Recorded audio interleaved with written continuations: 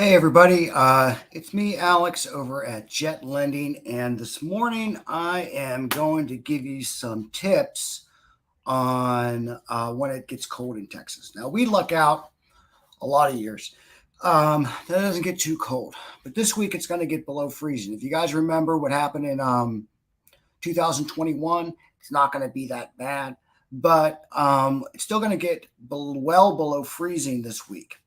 Um, Looks like you got until about Wednesday night. So you got some time to get this stuff done now for your own home and your investment properties.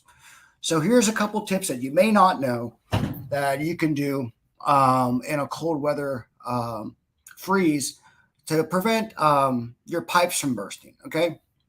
So, remember, luck favors the prepared in this time. So here's some tips you may not know. So in your investment properties, especially if it's not vacant, if they're vacant, but still let your tenants know, keep your properties at a minimum of 65 degrees. I know a lot of you are wondering, like, why would you even go below that? But make sure your properties are at least at 65 degrees to keep the warmth in the house, to combat anything that's going on in the house to get too cold. For your sinks, especially if you have a two-story, but even if it's a one-story, have one sink just dripping with hot water. Have one with dripping with cold water to keep the water flowing so it doesn't back up. If you have a property that you're far away from, see if there's a neighbor that can at least go check on the house.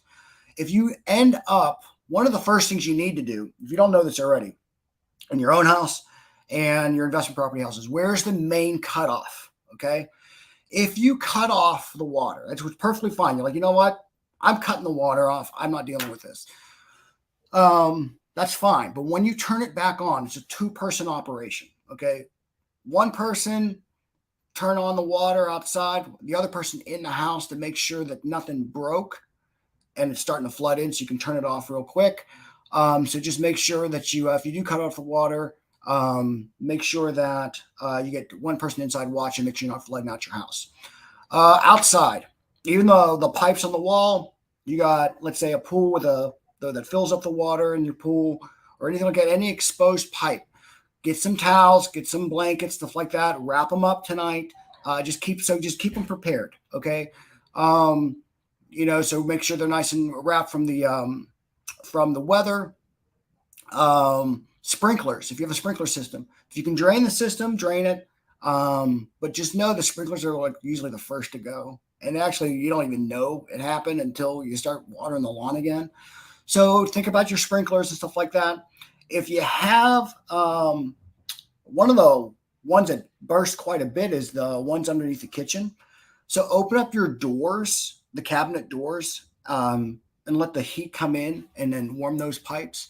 If you do have a pool, keep it running. Okay, this is not the time to turn off your pool. Keep the water circulating.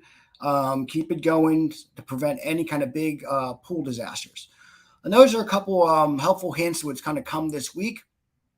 We'll help you guys out no matter what you need, but we want to just give you guys some basic tips on how to keep your properties, keep it going without any kind of surprises for the holidays.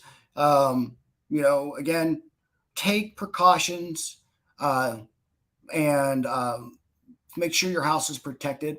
Especially, it looks like Wednesday night to Thursday morning is going to be the biggest one. But we'll watch the weather all week to see what's going on. That may extend. Who knows?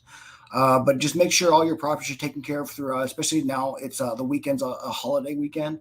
You don't need any kind of craziness. So make sure your properties are protected. You're protected, so you can have a safe and fun weekend. And get with Jet if you guys need anything, and we'll always be there helping you, trying to make sure you guys are safe and protected. We'll talk to you later.